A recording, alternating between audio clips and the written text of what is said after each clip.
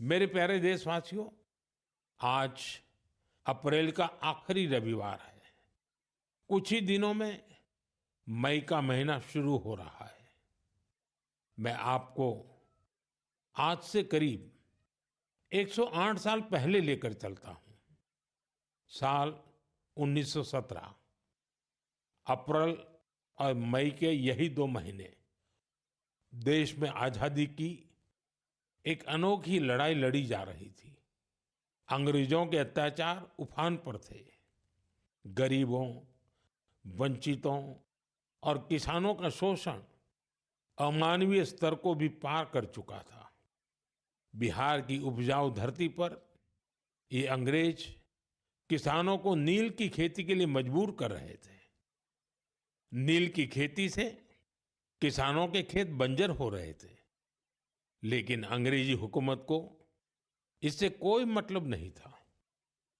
ऐसे हालात में 1917 में गांधी जी बिहार के चंपारण पहुंचे हैं।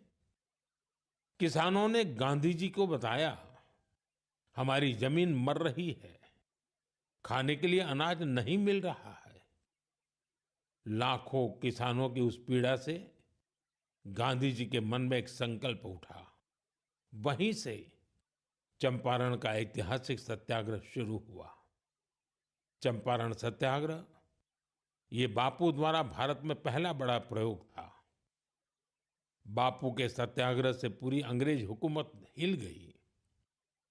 अंग्रेजों को नील की खेती के लिए किसानों को मजबूर करने वाले कानून को स्थगित करना पड़ा। एक ऐसी जीत थी जिसने आजादी की लड़ाई में नया विश्वास फूंका। आप सब जानते होंगे, इस सत्याग्रह में बड़ा योगदान बिहार के एक और सपूत का भी था, जो आजादी के बाद देश के पहले राष्ट्रपति बने। वो महान विभूति थे डॉक्टर राजेंद्र प्रसाद। उन्होंने चंपारण सत्याग्रह पर एक किताब भी लिखी, सत्याग्रह इन चंपारण। ये किताब हर युवा को पढ़नी चाहिए। भाइयों बहनों, अप्रैल में ही स्वतंत्रता संग्राम की लड़ाई के कई और अमिट अध्याय जुड़े हुए हैं। अप्रैल की 6 तारीख को ही गांधी जी की दांडी यात्रा संपन्न हुई थी।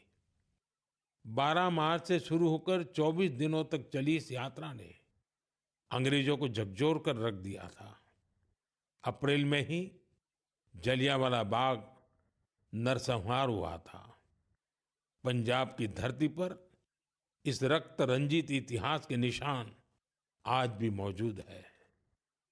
साथियों, कुछ ही दिनों में 10 मई को प्रथम स्वतंत्रता संग्राम की वर्षगांठ भी आने वाली है।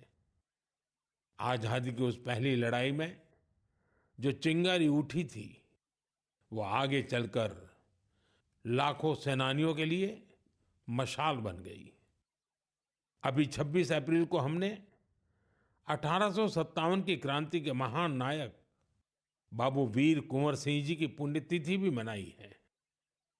बिहार के इन महान सेनानी से पूरे देश को प्रेरणा मिलती है। हमें ऐसे ही लाखों स्वतंत्रता सेनानियों की अमर प्रेरणाओं को जीवित रखना है। हमें उनसे जो ऊर्जा मिलती है, वो अमृतकाल के हमारे संकल्पों को नई मजबूती देती है।